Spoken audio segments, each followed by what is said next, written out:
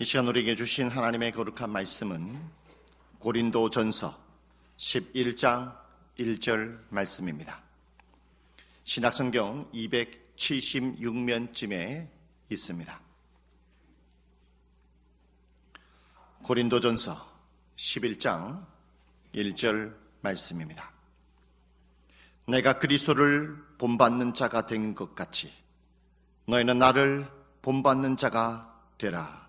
아멘. 오늘 1절의 말씀에 보면 내가 그리스도를 본받는 자가 된 것 같이 라고 말씀하고 있습니다. 오늘 바울 사도는 나는 그리스도를 본받았다 라고 말하죠.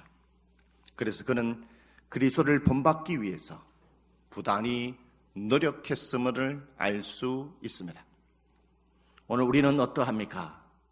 우리는 예수님을 안 지 몇 개월 또는 몇 년, 수십 년 동안에 우리는 예수님을 알고 만나며 예배를 드려왔습니다. 여러분은 예수님을 닮기 위해서 얼마나 부단히 노력하며 인생의 삶을 살아오셨습니까? 몇 년, 수십 년이 아니라 어제 하루 동안 여러분은 주님을 닮기 위해서, 주님을 본받기 위해서 노력하였습니까? 아니면 아무 무의미 없이 인생의 길을 걸어오셨습니까?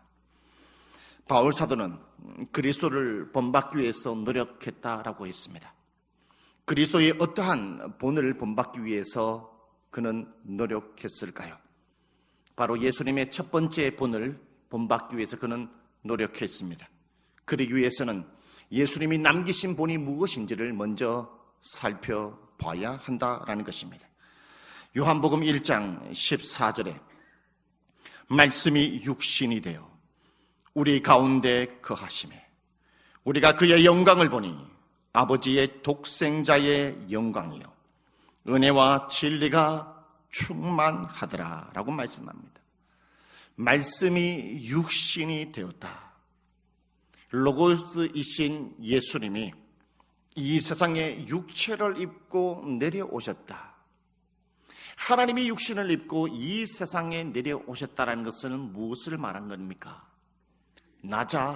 낮아지셨다라는 것입니다. 그가 스스로 낮아지셨을 뿐만 아니라 이 땅에 거했다라는 것이죠. 우리의 인간의 육체를 입고 사람들과 함께 일을 하고 피땀을 흘리면서 밥도 같이 하고 같이 일을 하면서 인생의 삶을 살아오셨다는 거죠. 예수님은 왕 중에 왕이라고 합니다. 그리고 하나님과 함께 이 세상을 창조하신 창조주 하나님이시죠. 그 하나님의 아들이 이 세상에 내려와서 인간과 함께 일을 하고 대화하고 인생의 삶을 살아가셨다는 것은 바로 그분이 스스로 낮아지심의 본이 무엇인지를 우리에게 보여주셨다라는 것입니다. 여러분, 수많은 사람들은 낮아지려고 합니다. 그러나 그 낮아짐에 대해서 흉내로 끝내는 사람들이 많이 있다라는 것이죠. 예수님이 이 세상의 낮아짐에 대해서 흉내만 내기 위해서 이 세상에 온 것이 아니라는 것입니다. 그의 삶의 전체를 살펴보면 예수님이 어떠한 삶을 살아셨는지를 잘 알 수 있는 것이죠. 예수님의 탄생을 보더라도 예수님의 낮아지심에 대해서 알 수 있습니다. 누가복음 2장 11절, 12절 말씀에 이와 같은 말씀이 있죠. 오늘 다윗의 동네에 너희를 위하여 구주가 나셨으니 곧 그리스도 주시니라. 너희가 가서 강보에 쌓여 구유에 뉘어 있는 아기를 보리니 이것이 너희에게 표적이니라 하더니 라고 말합니다. 우리의 구주 되신 예수 그리스도, 왕 중의 왕이신 예수 그리스도, 하나님의 아들이신 예수 그리스도가 이 세상에 탄생하는 장소를 선택했는데 그것이 의리의리한 궁전이 아니었습니다. 부유한 집안의 집이 아니었고 아주 자그마한 마구간 말구유에 예수님이 거기서 탄생하셨다라는 것이죠. 여러분, 이것을 보더라도 예수님이 낮아지심의 인생으로 이 세상에 탄생하셨고 낮아지심으로써 그의 인생이 출발하고 있음을 우리는 볼 수 있습니다. 예수님은 어떠한 가정에서 그는 출발했습니까? 그의 성장기를 살펴보더라도 잘 알 수 있는 겁니다. 마가복음 6장 3절에 이와 같은 말씀이 있습니다. 이 사람이 마리아의 아들 목수가 아니냐? 야고보와 요셉과 유다와 시몬의 형제가 아니냐? 그 너희들이 우리와 함께 여기 있지 아니하냐? 하고 예수를 배척한지라 라고 말씀하고 있습니다. 이 말씀은 예수님은 안식일이 되어서 회당에 들어가셔서 하나님의 말씀을 가르치고 선포했다라는 것이죠. 회당에 들어가서 하나님의 말씀을 가르치고 선포했는데 거기에는 수많은 사람들이 놀라워했다라는 것입니다. 왜 놀라웠습니까? 그 이유가 바로 오늘 말씀하고 있죠. 마가복음 6장 3절에 이렇게 얘기하죠. 이 사람이 마리아의 아들 목수가 아니냐? 이 사람은 글을 배운 적도 없고 율법을 배운 적도 없고 목수의 아들 주제에 하나님의 말씀을 어떻게 이렇게 지혜롭게 힘있게 권능 있게 전할 수 있는가? 이 사람이 목수의 아들인데 비웃으면서 수많은 사람들이 예수님을 향하여 이렇게 얘기했죠. 하나님의 아들이신 예수님의 성장, 하나님의 아들이신 예수님의 가정, 목수의 가정이었습니다. 그의 아버지가 목수였기 때문에 예수님은 어릴 적부터 그리고 자라면서까지 그의 아버지의 목수의 일을 하면서 인생의 삶을 걸어가셨다는 것이죠. 금수저로 출발하는 것이 아니라 좋은 스포츠카로 출발했던 것이 아니라 의리의리한 저택으로 출발했던 것이 아니라 목수의 아들로 출발한 것은 낮은 자의 삶이 어떠한 것인지를 우리에게 잘 보여주고 있기 때문입니다. 예수가 자란 환경을 보더라도 우리에겐 잘 알 수 있습니다. 예수님은 어디에서 자랐습니까? 마태복음 2장 23절에 나사렛이란 동네에 가서 사니 이는 선지자로 하신 말씀에 나사렛 사람이라 칭하리라 하심을 이루려 함이러라 라고 말씀합니다. 나사렛, 갈릴리 산간 지역입니다. 갈릴리 산간 지역인데 산으로 둘러싸여 있는데 아주 자그마한 산동네라는 것이죠. 얼마나 작은 산동네였으면 가장 가난한 사람들이 살고 있는 곳이 나사렛, 세상에서 가장 업심여김을 받는 곳이 나사렛이었다는 것이죠. 예수님은 칭송을 받았던 장소, 권세가 높았던 장소, 수많은 풍부한 곳에서 시작한 것이 아니라 아주 작고 산으로 둘러싸인 산골 마을, 가장 업심여김을 받았던 나사렛에 선택해서 거기에서 인생의 삶을 살아갔다라는 것을 말씀하고 있습니다. 수많은 사람들은 높아지려고 하죠. 오늘 여러분도 저와 여러분의 모습이 아니겠습니까? 여러분, 예배를 드린다는 것은 무엇을 의미합니까? 바로 하나님을 높이는 삶, 나는 낮아지는 삶을 의미한다라는 것이죠. 바울 사도는 바로 예수 그리스도의 본이 되는 이 낮은 자의 삶을 위해서 그는 어떠한 삶을 살아갔을까요? 빌립보서 3장 7절 8절의 말씀에 이러한 말씀이 있습니다. 그러나 무엇이든지 내게 유익하던 것을 내가 그리스도를 위하여 다 해로 여길 뿐더러 또한 모든 것을 해로 여김은 내 주 그리스도 예수를 아는 지식이 가장 고상하기 때문이라. 내가 그를 위하여 모든 것을 잃어버리고 배설물로 여김은 그리스도를 얻고라고 말씀하고 있습니다. 유대인에게는 3대 종파가 있습니다. 첫 번째 종파는 사두개파가 있습니다. 사두개파는 뭐하는 사람들이냐? 바로 하나님의 성전의 제사장직을 담당하는 사람들이죠. 그리고 유대인의 두 번째 종파는 바리새파 사람들이 있습니다. 바리새파 사람들은 누구냐? 바로 하나님의 율법의 학자를 맡은 사람들입니다. 세 번째로 유대인의 학파는 바로 에센네파를 의미하죠. 에센네파는 무엇을 하는 사람이냐? 금욕주의, 경건주의자라는 사람들입니다.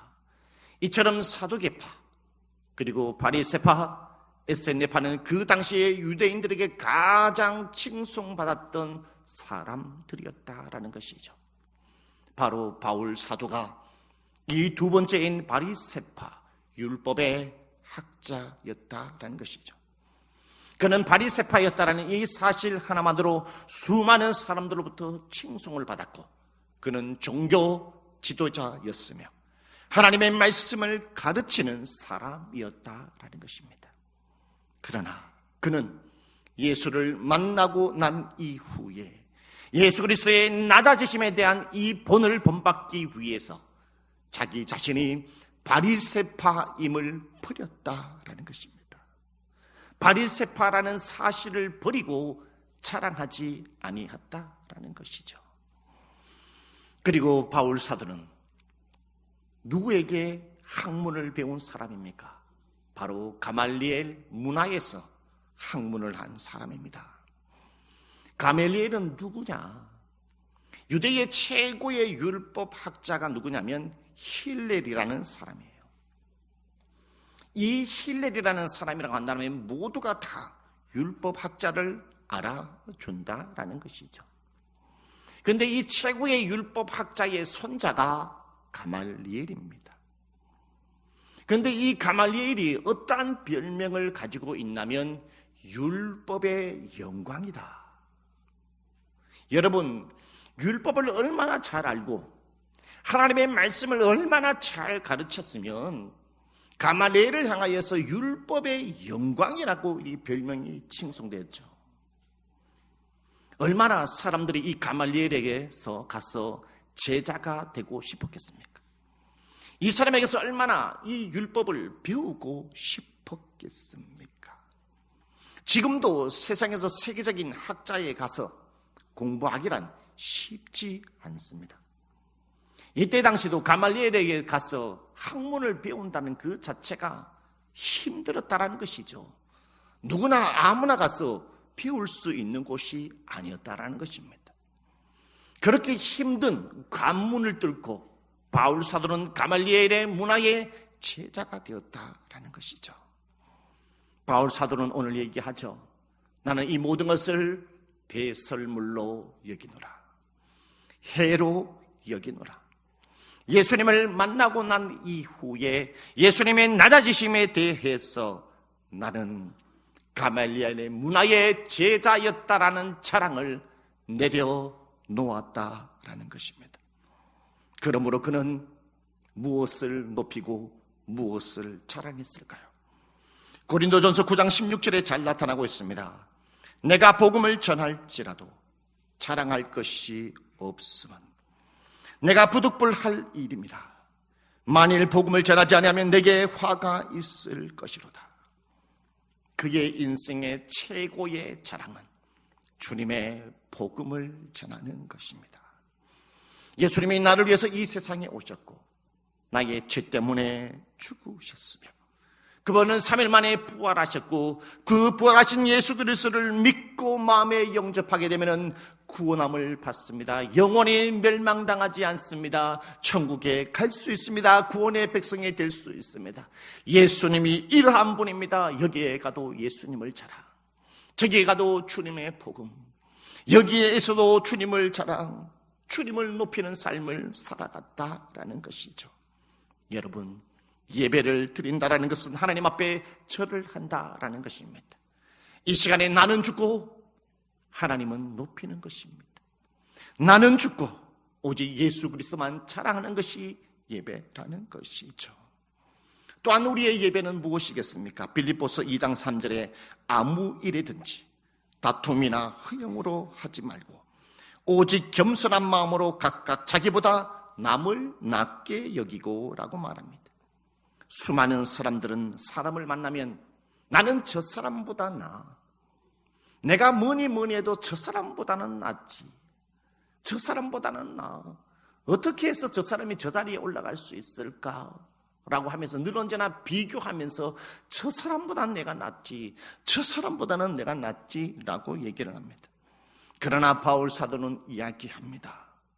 나는 죽고 나의 옆에 있는 사람을 높이는 것을 볼 수 있습니다. 내가 죽을 때에 주님이 높이 세워지고 내가 죽을 때에 다른 사람이 높아지는 것을 볼 수 있다라는 것이죠. 바울 사도가 바로 이러한 삶을 살아갔습니다. 여러분의 가정에서 남편이 아내를 향하여 죽을 때에, 아내가 남편을 향하여 성격이 죽을 때에, 자녀가 부모님을 향하여 자기 자신의 혈기와 모든 자존심이 죽을 때에 가정은 높이 살아납니다. 부모님은 살아납니다. 부모님은 세워집니다. 여러분이 부모님이 낮아질 때에 여러분의 자녀가 높이 세워집니다. 여러분의 구역에, 여러분의 공동체에, 여러분의 가정에, 여러분의 직장에 여러분의 성격이 죽고 여러분이 낮아질 때에 주님은 여러분의 직장과 만나는 사람들이 주님은 높아지고 여러분의 주위에 있는 사람들이 높아진다는 것입니다. 그러나 내가 높아지려고 하면 주님이 한없이 낮아지게 되고 옆에 있는 사람들도 낮아진다는 이 사실을 여러분 기억하시기를 바라겠습니다. 예수 그리스도가 남기신 두 번째 본은 무엇이겠습니까? 마태복음 4장 15절에 16절에 이런 말씀이 있습니다. 스불론 땅과 납달리 땅과 요단강 저편 해변길과 이방의 갈릴리요 흑암에 앉은 백성이 큰 빛을 보았고 사망의 땅과 그늘에 앉은 자들에게 빛이 비치었도다 하였느니라 라고 말씀하고 있습니다. 스불론 땅, 납달리 땅, 이방의 갈릴리. 이 땅은 어떠한 땅입니까? 이 땅은 열왕기상 9장에서 잘 말씀해 주고 있습니다. 솔로몬이 하나님의 성전과 그리고 궁궐을 다 짓고 난 이후에 두로왕 히람, 백향목, 잣나무, 금을 많이 도와주고 제공해준 이 두로왕 히람에게 선물로 주게 됩니다. 그 선물한 땅이 어디냐? 바로 갈릴리 땅 20개 성읍을 두로왕 히람에게 주게 됩니다. 두로왕 히람이 갈릴리 땅 20개 성읍을 받고 난 이후에 그는 열왕기상 9장에서 이렇게 표현합니다. 열왕기상 9장 10절에서 13절 말씀에 솔로몬이 두 집, 곧 여호와의 성전과 왕궁을 20년 만에 건축하기를 마치고 갈릴리 땅의 성읍 20곳을 히람에게 주었으니 이는 두로왕 히람이 솔로몬에게 그 온갖 소원대로 백향목과 잣나무와 금을 제공하였습니다. 히람이 두로에서 와서 솔로몬이 자기에게 준 성읍을 보고 뭐라고 얘기하느냐? 눈에 들지 아니하여라고 말씀하고 있습니다. 자기는 모든 백향목, 그 당시에 백향목은 정말로 비싼 겁니다. 잣나무도 비싸죠. 자기의 나라에 있는 모든 백향목과 잣나무를 다 내어주면서 왕궁을 짓고 하나님의 성전을 짓게 했어요. 그리고 자기 나라에 있는 금도 다 제공해서 하나님의 성전과 왕궁을 다 짓게 해서 정말로 갈릴리 땅 20개 성읍을 정말로 기대하면서 와서 다 봤는데 눈에 들지 아니하였다 이렇게 말합니다. 그래서 13절에 보면 그가 하는 말이 뭐냐? 이르기를 내 형제여 내게 준 이 성읍들이 이러한가 하고 이름하여 가불 땅이라 하였더니 그 이름이 오늘까지 있느니라. 가불 땅의 뜻은 무엇이냐? 바로 별로 좋은 점이 없는 땅, 가치가 없는 땅, 가치가 없는 땅을 두로왕 히람에게 주었다라는 것이죠. 바로 예수님은 바로 가치가 없는 땅, 별로 좋지 않는 땅, 먹을 것이 없는 이 땅, 스불론 땅과 납달리 땅과 이방의 갈릴리로 주님께서는 가셔서 경제적인 이득도 없고 버림받은 이 땅, 가치 없는 이 땅으로 주님께서는 가셔서 주님의 복음의 말씀을 선포했다라는 거예요. 왜? 가치 없고 별로 좋지 않는 땅의 삶을 살아가는 사람들이 얼마나 고된 삶을 살아가겠습니까? 그들에게 용기를 주기 위해서, 그들에게 희망을 주기 위해서, 그들을 살리기 위해서, 하나님의 생명의 빛을 비추기 위해서 가치 없는 땅으로 주님은 달려가셨다라는 것이죠. 그래서 마태복음 4장 16절에 흑암에 앉은 백성, 갈릴리 땅에 살고 있는 사람이 뭐라고요? 흑암에 앉은 백성. 얼마나 고통 가운데 속에 삶을 살아가며 흑암에 앉은 백성이 큰 빛을 보았고 사망의 땅과 그늘에 앉은 자들에게 빛이 비춰조다 하였느니라. 가치 없는 땅으로 가서 희망을 주기 위하여 그 땅으로 간 예수 그리스도의 본이 있다라는 것이죠. 그리고 마태복음 4장 15절에 뭐라고 말합니까? 이방의 갈릴리요라고 말합니다. 갈릴리는 이스라엘 백성의 유대인의 땅입니다. 그런데 오늘 성경은 뭐라고 말씀하고 있냐면 이방의 갈릴리요, 이방 땅이라고 말합니다. 우리나라의 땅이 아니라, 이스라엘 나라의 땅이 아니라, 유대인의 땅이 아니라 지리적으로도 유대인의 땅임에도 불구하고 뭐라고요? 너희들은 이방 땅이다라고 표현하고 있다는 겁니다. 도대체 무엇 때문이겠습니까? 갈릴리는 해안지대입니다. 수많은 적들이 침공을 하는 지역이죠. 얼마나 힘들겠습니까? 수많은 적들이 침공하는 땅이 있고 나중에 나아가서 아수르가 침공했을 때에 모든 것을 다 잃어버렸던 땅이었습니다. 아수르는 늘 언제나 전쟁을 치르고 난 이후에, 승리를 하고 난 이후에 어떤 정책을 펼치냐면은 혼합 정책을 펼친다는 것입니다. 혼합 정책은 무엇이냐? 아수르의 남자들을 이 갈릴리 땅에 보내가지고 이스라엘 백성의 여자와 강제적으로 결혼을 시킵니다. 여러분, 강제적으로 결혼을 하게 되면 어떠한 일이 일어나게 되겠습니까? 자녀를 낳게 되죠. 아수르 사람의 피와 이스라엘 백성의 갈릴리 땅의 삶을 살아가고 있는 순수한 피가 섞이게 된다라는 것이죠. 그리고 아수르 사람들은 혼합 정책을 쓰는데 또 하나의 혼합 정책은 뭐냐? 바로 종교를 혼합시킵니다. 이스라엘 백성들은 유일신 하나님을 섬기죠. 유일신 하나님을 섬겨도 되고, 그리고 아수르의 또한 우상을 섬기게 만든다라는 것입니다. 아수르의 우상도 섬기고 유일신 하나님도 섬기고 종교적으로도 혼합되고 피도 섞인 백성들이기 때문에 이스라엘 백성들은, 유대인들은 이들을 향하여 저주받은 백성이라고 말했습니다. 우리는 선택받은 하나님의 백성인데, 거룩한 하나님의 백성들인데 너희들이 얼마나 하나님 앞에 죄를 범했으면 피가 섞일 수 있느냐?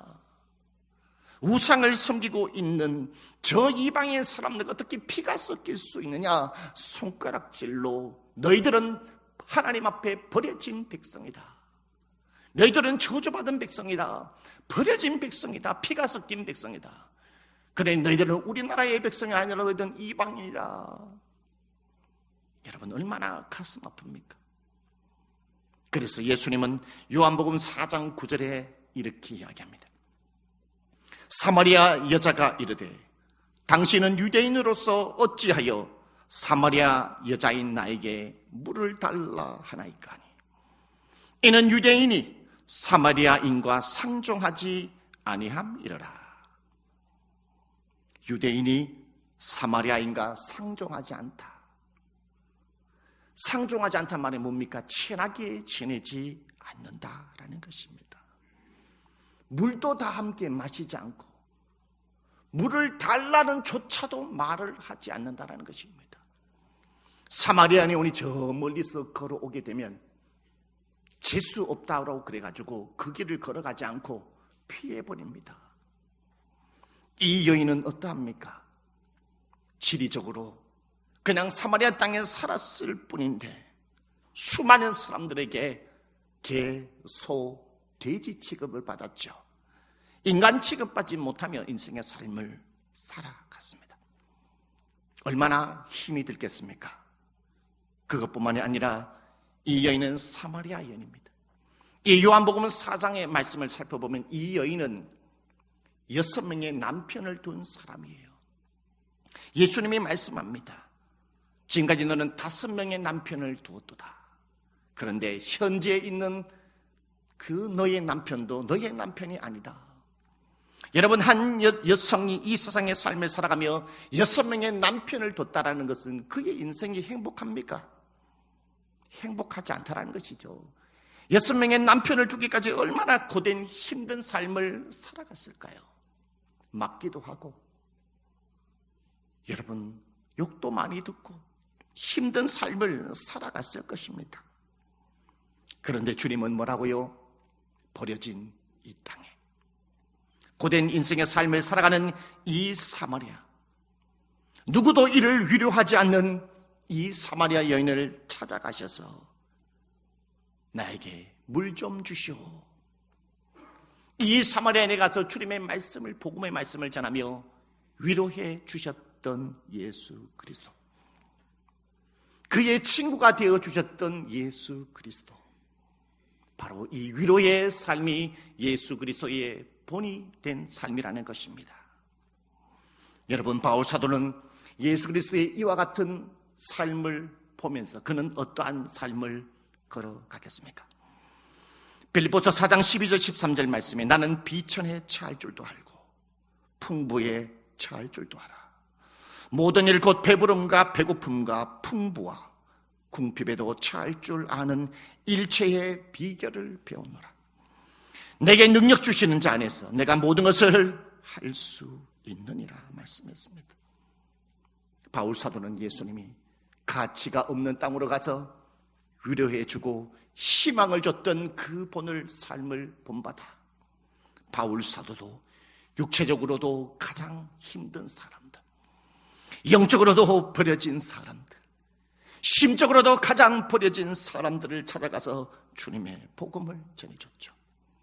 그리고 높은 자를 찾아갔습니다. 부한 자를 찾아갔습니다. 높고 부한 자들은 모든 것을 다 가졌지만 그들에게는 뭐가 있느냐? 인생의 공허함이 있다라는 것입니다. 저와 여러분도 인생의 삶을 살아갑니다. 과거에 여러분 인생의 삶보다가 지금이 얼마나 풍부하고 편안한 인생의 삶을 살아갑니까? 많은 풍부한 인생의 삶을 살아가지만 우리는 때로는 우리의 인생이 공허함을 느낄 때가 많이 있죠. 바로 공허한 그들을 찾아가셔서 바울 사도는 주님의 복음을 전함으로 말미암아 공허한 인생들을 위로해주고 그들의 친구가 되어주고 그들의 주님 앞에 구원함을 받게 해주었다라는 것이죠. 그리고 바울 사도는 노예들을 찾아갑니다. 노예들에게는 자유가 없습니다. 육체적으로도 고통스럽습니다. 마음으로도 고통스러운 삶이 있습니다. 그들에겐 자유가 없어요. 그러나 바울 사도는 노예들에게 찾아가셔서 그들을 위로해주고 그들에게 희망의 메시지를 던져줌으로 말미암아 하나님의 구원의 백성이 되게 해주셨다라는 것입니다. 그리고 또한 바울 사도는 어떠한 삶을 살아갔습니까? 이렇게 주님의 복음을 전하면서 다른 사람의 친구가 되어주고 다른 사람을 위로해주는 삶을 살아가다가 바울 사도는 로마 감옥에 가게 되죠. 그가 감옥살이를 하는 가운데에 빌립보 교회의 성도들이 이 사실을 알게 됩니다. 그래서 빌립보 성도들이 바울 사도를 위로하기 위해서 헌금을 거두어서 바울 사도가 감옥에 있는 그곳으로 달려와서 그 헌금을 전달해주며 위로해 주었다라는 것이죠. 그 헌금을 받고 난 다음에 오늘 바울 사도가 뭐라고 얘기하느냐? 빌립보 4장 12절 13절에 나는 비천에 처할 줄도 알고 풍부에 처할 줄도 알아. 모든 일 곧 배부름과 배고픔과 풍부와 궁핍에도 처할 줄 아는 일체의 비결을 배우노라. 내게 능력 주시는 자 안에서 내가 모든 것을 할 수 있느니라. 빌립보서 4장 11절 내가 궁핍함으로 말하는 것이 아니라 어떠한 형편이든지 나는 자족하기를 배웠노라 라고 하고 말합니다. 감옥이 뭐가 편하겠습니까? 감옥에서 뭐가 풍족히 먹을 수 있겠습니까? 자기를 위로하러 온 이 빌립보 교회 성도들을 향하여서 바울 사도는 나는 만족합니다. 나는 행복합니다. 나는 기쁩니다. 춥고 배고프고 좋은 환경이 아니라 할지라도 내게 주신 하나님이 있고 내가 이곳 가운데 속에 주님의 복음을 전하며 다른 사람을 위로해 줄 수 있는 환경에 있기 때문에 나는 자족하기를 배웠습니다. 감사합니다. 기뻐합니다라고 바울 사도는 오히려 빌립보 교회 성도들을 위로해 주었다라는 것입니다. 저와 여러분 모든 것을 가졌음에도 불구하고 자동차를 타고 다님에도 불구하고 언제나 라면을 먹을 수 있는 환경에 있음에도 불구하고 좋은 스마트폰을 쓰고 다님에도 불구하고 우리는 늘 언제나 부족하며 만족하는 삶을 살아가지 못하고 그러니 다른 사람을 위로해 주는 예수 그리스도의 본이 되는 삶을 살아가지 못하는 그러한 처지가 되고 있지는 않습니까? 여러분, 바울은 그리스도를 본받는 삶을 살았습니다. 첫째, 그리스도가 철저하게 낮아진 삶을 보면서 그도 모든 삶을 다 버렸습니다. 바리새파를 자랑한 것을 내려놓았습니다. 그가 가물레의 항문화의 제자라는 것도 내려놓았습니다. 자기 자신은 죽고 그리스도만을 높이고 타인을 높이는 인생의 삶을 살아간 것이 바울 사도였다는 것이죠.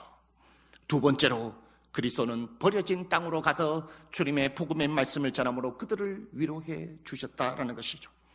바울 사도로 가장 작고 찬 감옥까지도 가서 그들에게 주님의 복음의 말씀을 전함으로 말미암아 그들에게 위로해 주는 삶을 살아갔다라는 것입니다. 그러므로 오늘 저와 여러분도 주님의 복음을 받아들이는 사람으로서 예수님을 알고 예수님을 만난 지가 몇 개월, 몇 년, 수십 년 되었다라는 것입니다. 그렇다면 오늘 저와 여러분도 그리스도를 본받기 위해서 오늘 이 예배를 끝나고 난 이후에 우리도 주님을 본받기 위해서 불안하게 인생의 삶을 살아가야 되지 않겠습니까? 그래서 바울 사도는 우리에게 말씀합니다. 내게 능력 주시는 자 안에서 내가 모든 것을 할 수 있느니라. 나는 할 수 없지만 내게 능력 주시는 자 안에서 내가 모든 것을 할 수 있다는 이 고백이 저와 여러분의 고백이 되시는 여러분이 되시기를 주님의 이름으로 축복합니다. 할렐루야. 기도드립니다.